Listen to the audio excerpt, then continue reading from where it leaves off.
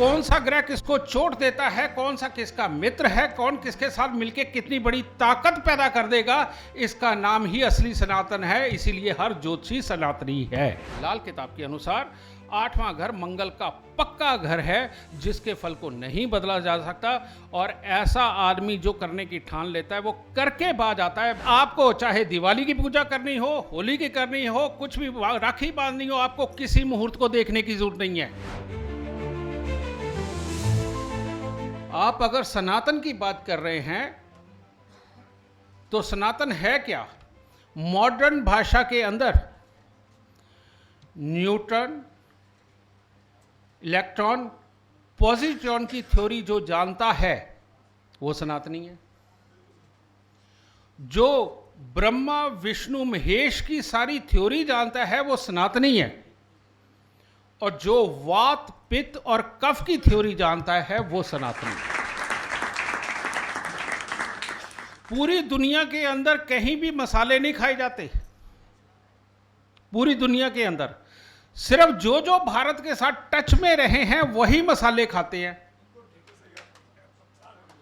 और यहां पर लाल मिर्च खाने से खून पतला होता है, ये किसको पता है? अंग्रेजों को तो पता तक नहीं, वो तो मिर्च तक नहीं छुआते। जीरा खाने से पेट में कैसे ठंडक पड़ती है, धनिया उगालने से कैसे हमें ठंडक पड़ती है, ये किसको पता? ये ज्ञान का नाम ही सनातन है। ये ज्ञान का नाम सनातन है। और हमारे घर घर के अंदर दादी, माँ, नानी असली सनातनी है, क्योंकि उनके पास साइंस है अपने बच्चों को ठीक रखने की। ये विज्ञान है। और विज्ञान को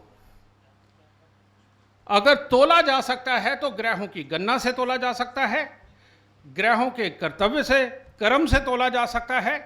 कौन सा ग्रह किसको चोट देता है, कौन सा किसका मित्र है, कौन किसके साथ मिलके कितनी बड़ी ताकत पैदा कर देगा, इसका नाम ही असली सनातन है। इसीलिए हर ज्योतिषी सनातनी है।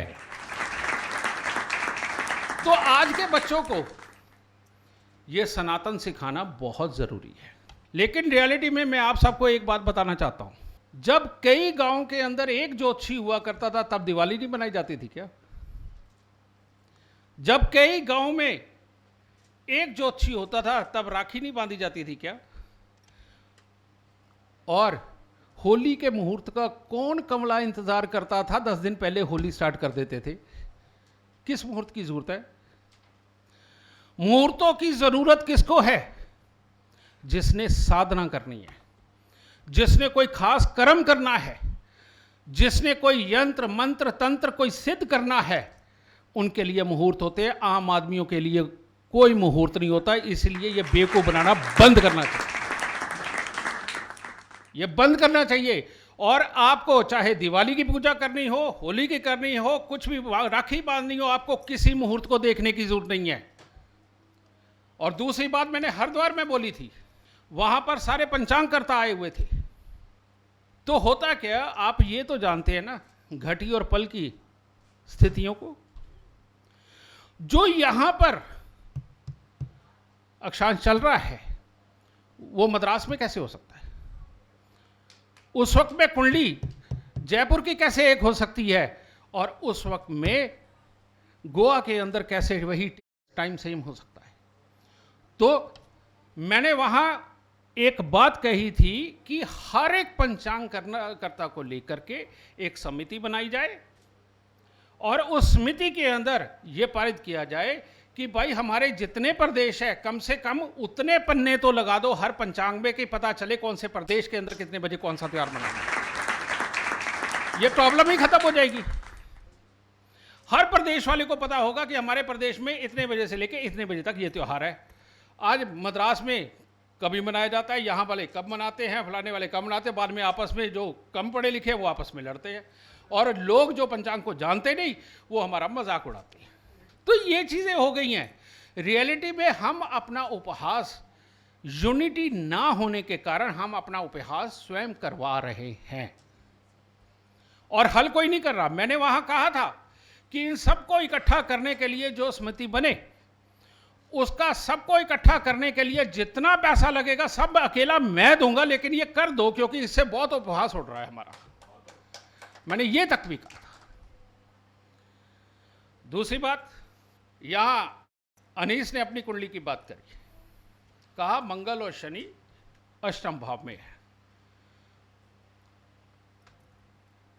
बिल्कुल सही कहा। ज्योतिषी कैसे बना ही नहीं सकता कोई।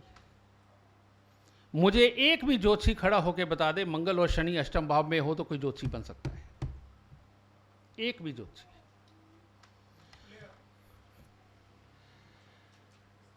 होता क्या है, मैं बार बार बोलता हूं कि लगन कुंडली के अंदर कहीं ना कहीं गलती आ जाती है। प्रेडिक्शन के अंदर हमें लगन कुंडली नहीं देखनी चाहिए, क्योंकि अगर हम लगन कुंडली देखते हैं तो हमें हर ग्रह के अंश, भाव, स्पर्श सब कुछ हमारे सामने होना चाहिए, तब हमें कुंडली देखनी चाहिए। और अगर आप ये नहीं करते तो कितना सिंपल है, आप कस्प कुंडली देख लो ना, आप चलित कुंडली देख लो, कम से कम प्रेडिक्शन तो ठीक निकलेगी। क्यों लगन के पीछे पड़े हुए हो? फिर आप ही की भविष्यवाणी जब गलत निकलती है तो फिर हम कहते हैं नहीं, हमने तो ऐसे सोचा था, वैसे सोचा था। नहीं, अगर मैं इसी की कुंडली की बात करूं, इसका मंगल अष्टम के अंदर, यानी इसका 7वें घर के अंदर शनि आ गया और तीसरे घर में इसका चंद्रमा है। अब बताओ जरा, ये ज्योतिषी बना कि नहीं बना? ऐसे बनता है ये ज्योतिषी। और भले ही नीच का मंगल है, लेकिन 8वां घर लाल किताब के अनुसार 8वां घर मंगल का पक्का घर है, जिसके फल को नहीं बदला जा सकता। और ऐसा आदमी जो करने की ठान लेता है वो करके बाज आता है, भले ही उसका नीच का मंगल हो या उच्च। इसके कारण इसके बोलने में कॉन्फिडेंस भी है, ये रीजन हो जाता है। लेकिन एक और बात, हम लोग जब जन्म कुंडली देखते हैं, जन्म कुंडली के अंदर हम गोचर की सारी स्थितियों को देख लेते हैं कि आज की डेट में गोचर कैसा चल रहा है। लेकिन गोचर देखते वक्त हम असली ज्योतिष टोटली भूल जाते हैं। ये हमारी ज्योतिषियों की सबसे बड़ी गलती है। कुंडली, जन्म कुंडली योग इंसान लेकर के पैदा होता है। उन योगों के अनुसार कौन से ग्रह का समय कब आएगा, ये कई विधियों के साथ में ज्योतिष के अंदर समझाया गया है। या कौन सा कर्म करते वक्त हमें कौन से ग्रह का ख्याल रखना है, ये हमारी पूरे ज्योतिष के अंदर ये विधा भरी पड़ी है। और जबकि हम कुंडली देखने लगते हैं तो सिर्फ पंचांग को सामने रख लेते हैं। ये एक बहुत बड़ी गलती हर ज्योतिषी कर देता है, जो नहीं करनी चाहिए। अब कैसे? पंचांग जितना भी है वो है मैदनी ज्योतिष के लिए।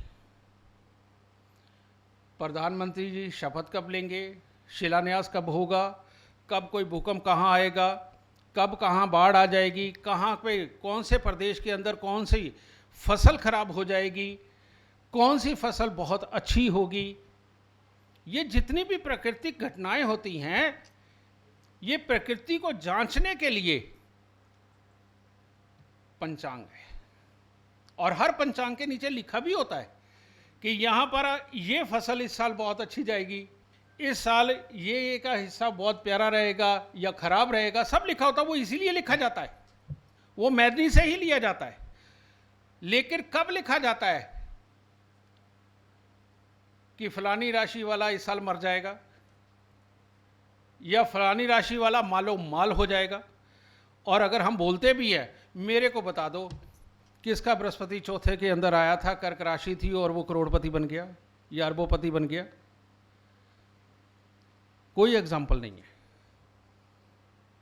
इसको देखने के तरीके अलग है। मान लीजिए कर्क राशि का बृहस्पति चौथे घर में बिठा दीजिए, वृषभ राशि का चंद्रमा दूसरे घर में बिठा दीजिए और कन्या राशि का बुध छठे घर में बिठा दीजिए, और ऐसा इंसान मेरे को पूरी दुनिया में सुखी दिखा दीजिए। पूरी दुनिया के अंदर मेरे को ये इंसान सुखी दिखा दो। इस आदमी के घर में इतने दुख होंगे, माँ इतनी तकलीफ भोगेगी, बाप प्रॉपर्टी पैसे के पंगे में इतना उलझा हुआ होगा, बहन दुख पाएगी और घर के अंदर सुख शांति बिल्कुल नहीं होगी। मैरिड लाइफ की आप बात करते हैं कि कोई एक उपाय ऐसा हो जिससे शादी हो जाए?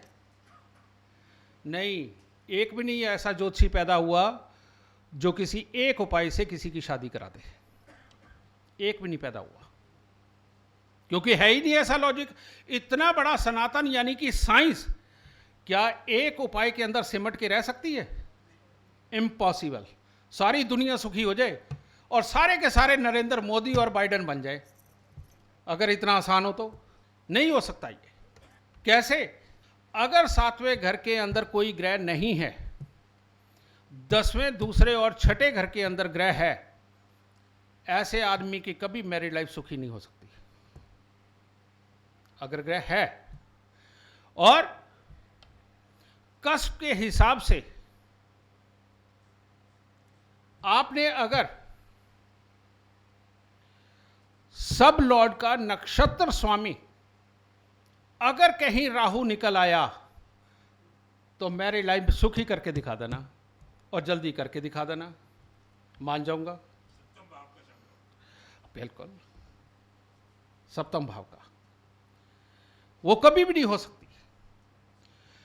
अच्छी अच्छी टैलेंटेड लड़कियां और लड़के जिनके पैकेज करोड़ों के हैं, उनका 7वें घर का सब लॉर्ड का नक्षत्र स्वामी राहु है, और राहु बैठ के जाके छठे घर में। ऐसे सारे बच्चे विदेशों से कई कई करोड़ का पैकेज ले रहे हैं सॉफ्टवेयर और टेक्नोलॉजी के कामों में, रिसर्च के कामों के अंदर, लेकिन उनकी शादी नहीं हुई। मेरे पास 100 कुंडली हैं, आके देख लीजिए। सब बेटा, ये साइंस है, ये है खोजे। सिर्फ राशि और ग्रह कुछ नहीं है, इसको मिलाना ही हमारी गलती है।